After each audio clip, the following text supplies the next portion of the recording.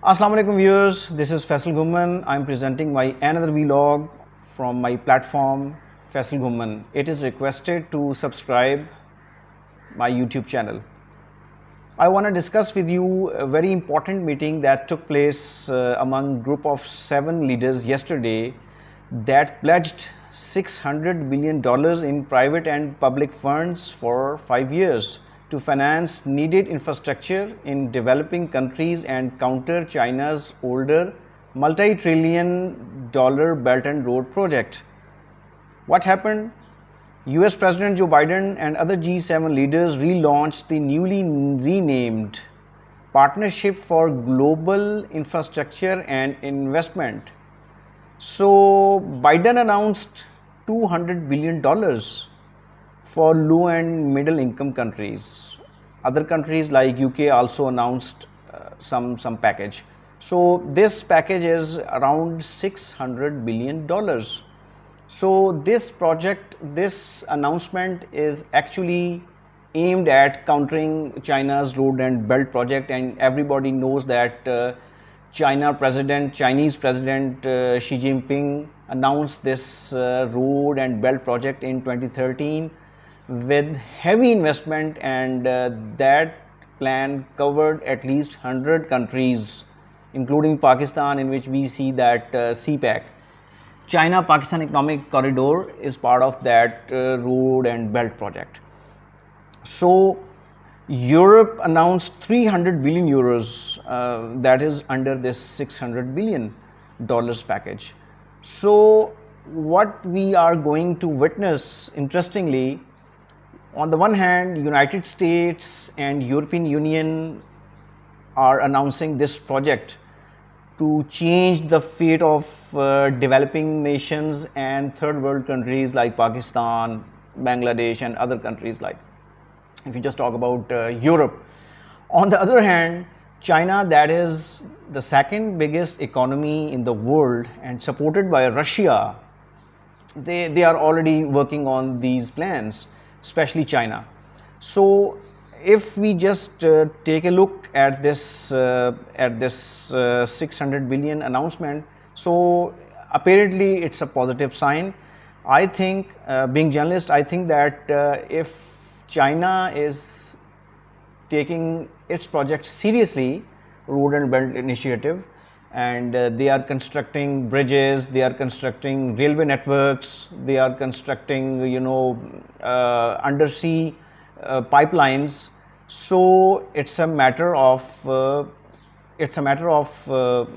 pleasure and honor for those countries which have less infrastructures, which have less technologies, and if these countries are going to invest, that should be encouraging. On the other hand, if United States and European Union want to invest the same money, then it will be good, like so many countries in Asia, so many countries in Latin America, so many countries in Africa.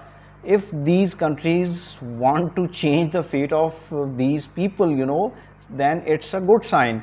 But what is happening actually, everybody knows that we have two blocks.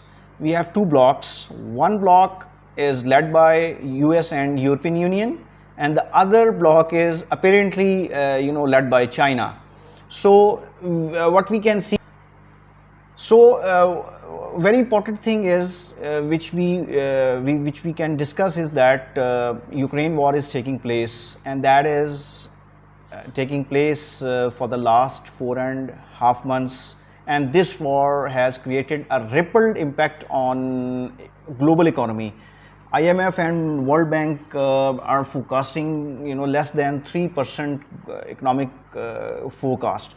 So on the one hand, we see that conflicts are growing in different regions of the world, and these conflicts are being directly or indirectly supported by like United States and European Union, allegedly, what I will say, allegedly, or some other countries. On the other hand, we see these biggest investments by announcements by US and China.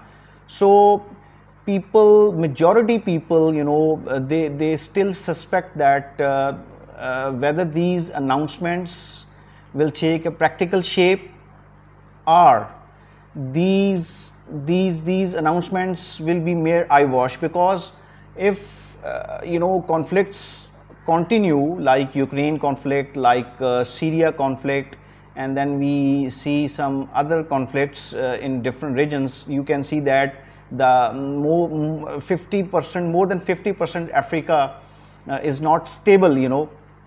So you just take a look at the people of African region, the way they are just they are living their lives. So the real question is that majority people on this planet, they still suspect that these announcements will come true, and the fate of developing countries and third world countries will change.